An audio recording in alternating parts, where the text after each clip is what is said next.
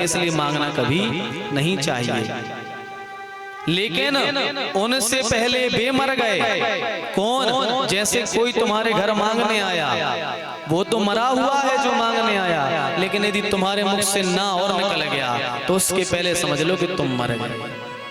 रही मन बेनर मर चुके जो कहूँ मांग न जाए, और उनके पहले बे मरे जिन मुख निकसत ना आए। इसलिए कभी दरवाजे यदि कोई मांगने आए तो ना करना, उसको मना मत करना। चाहे जितना हो आपके घर में, 1 रुपए हो, 2 रुपए हो, या थोड़ा अनाज हो, रोटी हो, तो वो दे देना, पर कभी खाली हाथ उसको ना जाने देना। वो तो जो है सो उसका है ही, लेकिन आपके दरवाजे से कोई खाली ना जा पाए। अपने लिए कभी नहीं मांगना चाहिए, लेकिन हाँ, मर जाऊं मांगू नहीं अपने तन के काज। अपने लिए कभी नहीं मांगना चाहिए, चाहे मर जाओ, लेकिन कभी ना मांगो खुद के लिए। लेकिन मर जाऊं मांगू नहीं अपने तन के काज, और परमार्थ के काज ने मांगने आवे लाज। यदि कभी आपके गांव में कोई अच्छा कार्य हो रहा हो, मंदिर बन रहा हो, या कीर्तन बैठनी हो, कथाएं होनी हो, और यदि आपके पास धन नहीं है तो घर घर में जाकर के 2-10 रुपए ले आओ और उस कार्य को करा दो। आपके गांव में कोई गरीब बेटी है, ऐसा कोई गांव नहीं होता जिस घर में गांव में एक आध गरीब बेटी ना हो। एक आध गरीब बेटी हो, उसके बाप की हैसियत ना हो कि वो अपनी बेटी का विवाह कर सके। तो आज क्या करना, उस बेटी के लिए घर घर के हफ्सली के घर घर के भिखारी बन जाना, और घर घर जाकर के भीख मांग करके लाना, और उस गरीब बेटी का विवाह करा देना। इस प्रकार से भी धर्म कर सकते हो।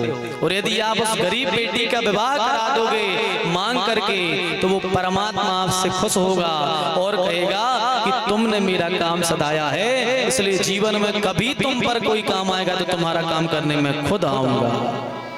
इसलिए दूसरे का कार्य संवारना चाहिए।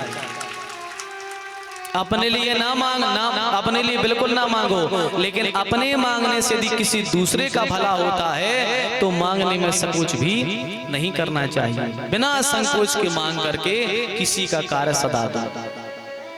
इस तरीके से भी लोग पुण्य कर सकते हैं। अरे भैया, अभी नवरात्रि आ रही है। नवरात्रि में बच्चे घर घर में, गांव गांव में, मोहल्ले में देवी जी की झांकी लगाते हैं। बच्चे मांगने आते हैं तो लोग कहते हैं अरे 1-2 रुपए तो देते हैं और तो ही 10 बातें सुना देते हैं और तुम पैसों के लिए मुंह चलाते हैं। अरे भैया, उन बच्चों की यदि उनको पैसे ना दे पाओ तो उनका मनोबल भी कम से कम ना तोड़ा करो। वे कम से कम देवी रख तो रहे हैं, सनातन से जुड़े तो हैं, क्योंकि अब आने वाली सनातन की वंशवेल वे ही हैं, वे ही धर्म को आगे ले जाएंगे। अपना तो हो गया, इसलिए उनके यदि थोड़ा बहुत भी गणेश जी रखते हैं, काली जी रखते हैं तो मना मत किया करो। क्योंकि यदि वे आज काली रखेंगे, देवी रखेंगे घर के चौतरों पर, तो यह पक्की बात है कि अपने माता पिता को भी घर में रखेंगे। और यदि आपने घर घर में, मोहल्लों में देवी नहीं रखने दी तो ये भी विश्वास मानना कि कल के दिन वे अपनी माता को भी घर से निकाल करके वृद्धाश्रम में छोड़े आएंगे। क्योंकि वे धर्म जानते नहीं कि माता पिता की सेवा की कैसे जाती है, वे ये जानते ही नहीं। इसलिए बच्चे यदि छोटे छोटे से धर्म करते हैं तो करने देना, वे सीखते हैं इन चीजों से। और यह कथा भी बच्चों के लिए ही है, बड़ों के लिए नहीं है। बड़े तो सुधर गए, बड़े मुझे तो सुधरने तो सुधर गए, अब सुधरने अब तो सूरज है सीधे। अब तो बच्चों ही को सुधरना है। इसलिए बच्चों को नई अपनी पीढ़ी को सुधार लो भैया। नई पीढ़ी सुधर जाएगी तो देश सुधर जाएगा।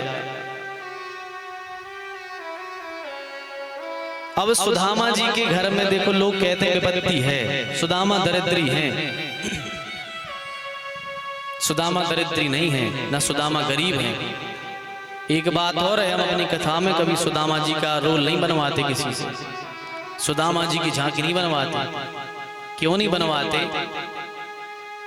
सुदामा की कथा दीनता सुनाने की नहीं है, सब बड़े गौर से सुनना।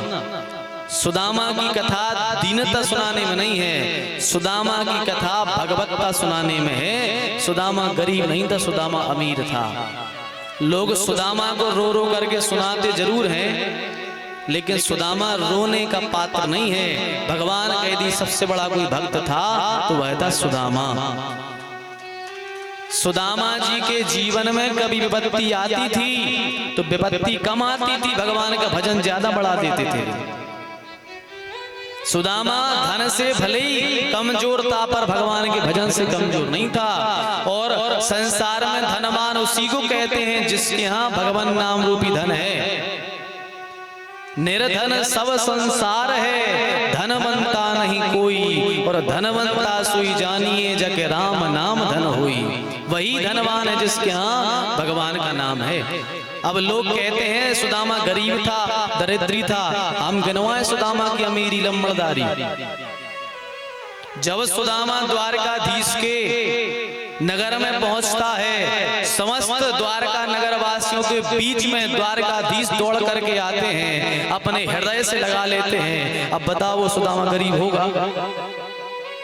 सारे संसार के जगतपति भगवान श्री कृष्ण अपनी सिंहासन पर सुदामा को बैठाते हैं और उस निर्धन ब्राह्मण के चरण धोते हैं। अब बताओ जो सारे संसार का जगतपति जिसके चरण धो रहा है वो गरीब होगा?